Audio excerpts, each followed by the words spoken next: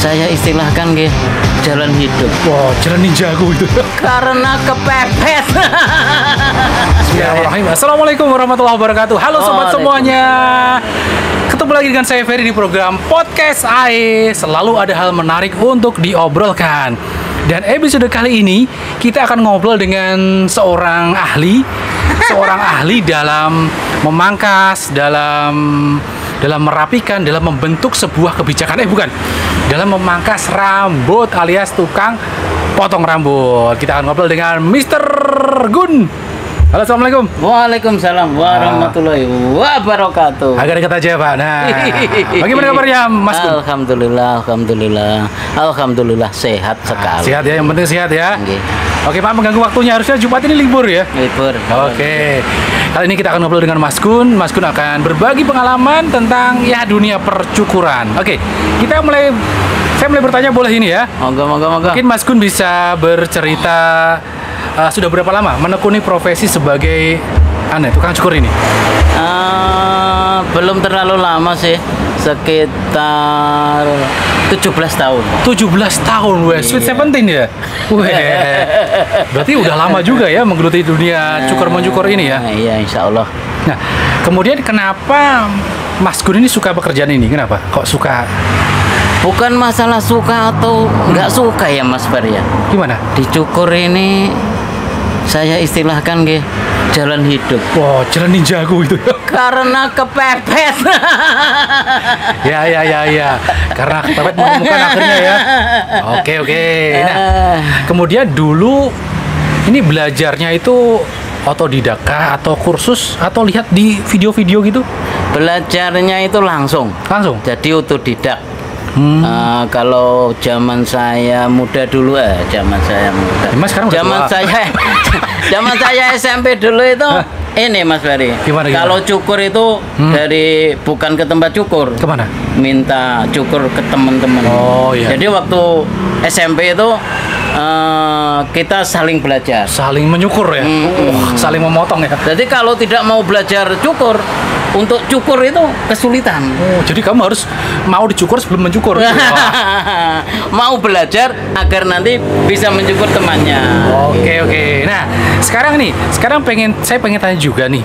Pernah nggak sih Mas Gun itu ada pelanggan yang minta model rambut yang aneh-aneh gitu? Wah, kalau aneh-aneh itu ya, kalau cukuran itu standar Mas Ferry. Paling ya sesuai gambar, sesuai permintaan. Jadi kalau aneh atau enggak itu ya perspektif yang melihat saja. Iya. Kadang kan ada kan anak muda kan modelnya ada model baru. Mas kasih jalan ninja, jalan tumo, jalan traktor itu ada? Enggak ada. Banyak, tapi bagi tukang cukur itu bukan sesuatu yang aneh. Oh, biasa saja. Udah biasa karena udah bisa motong ya. Nah, oke, sekarang pertanyaan selanjutnya ini. Apa yang paling berkesan selama menjadi tukang potong rambut? Apa ya? Apa sing berkesan? Ayo. Tentu pasti ada ya. Iya. Merasakan ini ya, kalau jadi tukang cukur itu melihat yang dicukur itu waktu lihat kaca itu senyumnya mengembang gitu.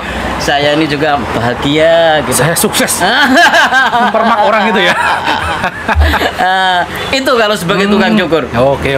Kalau melihat pelanggan itu puas gitu, kita juga ikut puas. Jadi merasa sukses itu ya. Oke. Kemudian pertanyaan selanjutnya, pernah nggak sih ada pelanggan itu sambil cukur itu curhat atau rasa-rasan? Wah, itu hampir setiap pelanggan. Pripun Mas Ferry? Ada? Sering ya? Iya, hampir setiap orang cukur itu pasti rata-rata curhat. Curhatnya apa aja curhat? Beda-beda. Berarti Anda termasuk penampung rahasia orang ya? Bukan rahasia orang sih. Apa? Ya curhatan itu tadi. Kadang ya masalah politik. Kadang masalah hutang. Waduh. Terus masalah apa lagi? Banyak lah. Masalah semua kehidupan itu curhatnya itu biasanya ke tukang cukur. Dari pegawai, petani, TNI, Polri, Kalau presiden belum. Siapa tahu nanti Pak Prabowo lewat mau cukur ya. Pak DPR sih ada juga tapi rahasia. Masya Allah, jadi Anda sudah setidaknya udah menyerap ilmu dari mereka ya. Bukan menyerap ilmu, saya mendengarkan juga. Mendengarkan. Hanya mendengarkan. Jadi tidak memberi saran. Oke. Kita lewati lagi. Nanti kita ngobrolnya mah kemana-mana ya. Oke, kemudian apa arti pentingnya potong rambut bagi seseorang tuh, Bo? Anda memandang sebagai tukang cukur tuh orang kok pentingnya potong rambut itu apa sih? Wah, itu tergantung pribadi yang cukur. Maksudnya Anda sebagai tukang cukur itu memandangnya seperti apa? Kalau saya sebagai tukang cukur itu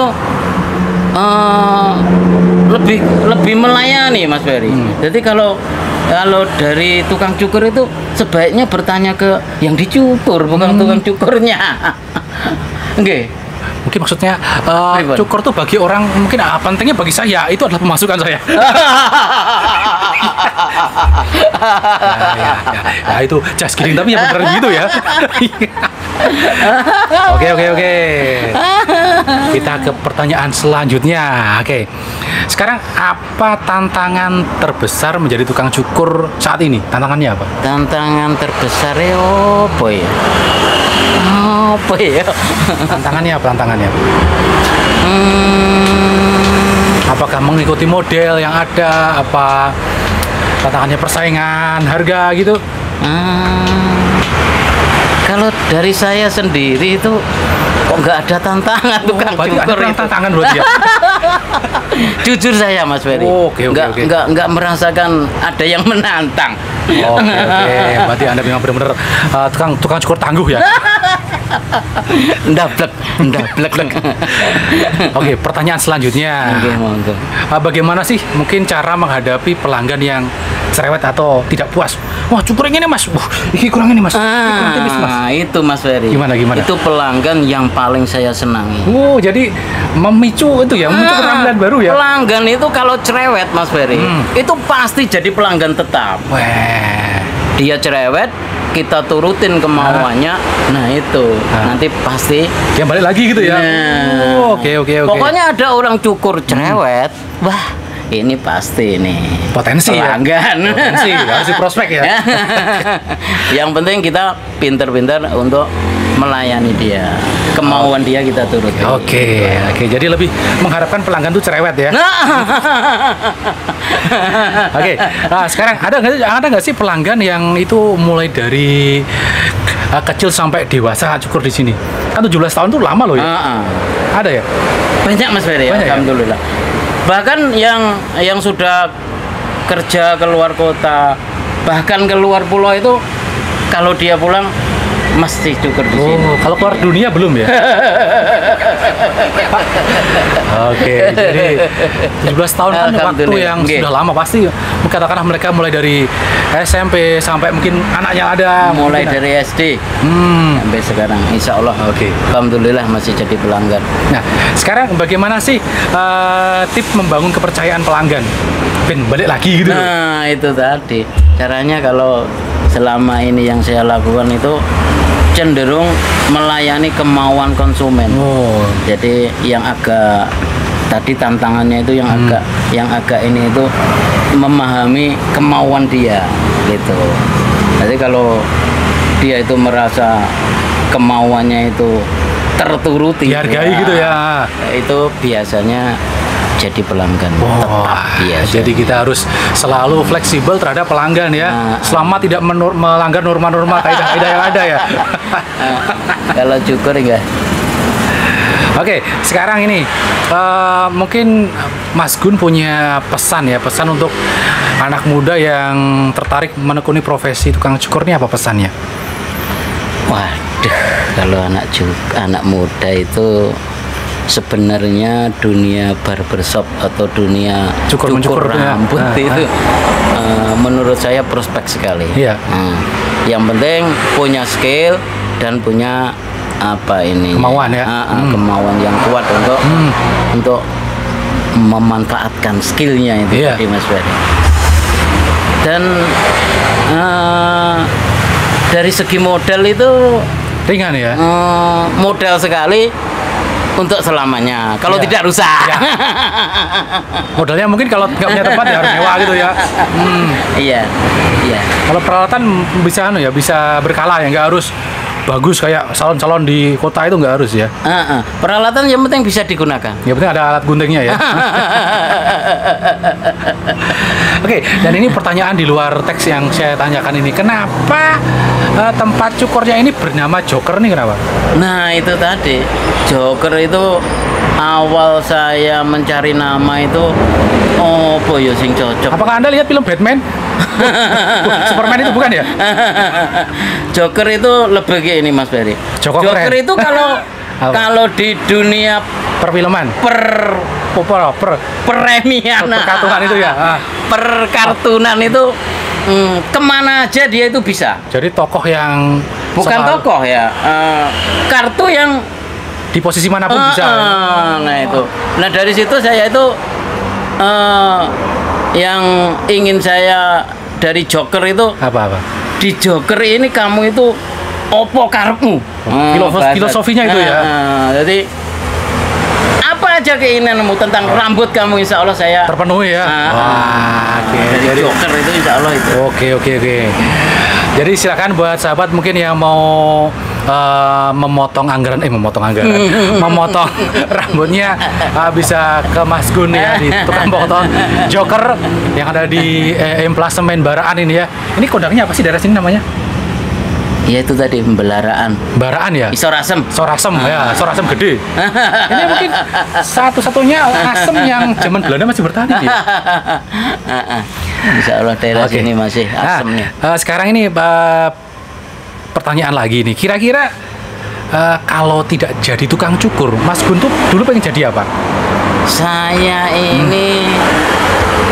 ini Mas Ferry. Apa? Jujur saja, hidup yang tidak punya cita-cita mengalir saja.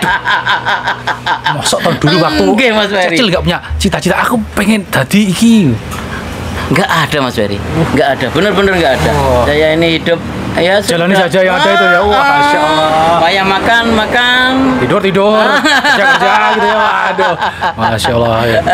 Sangat memang segitu, memang begitu.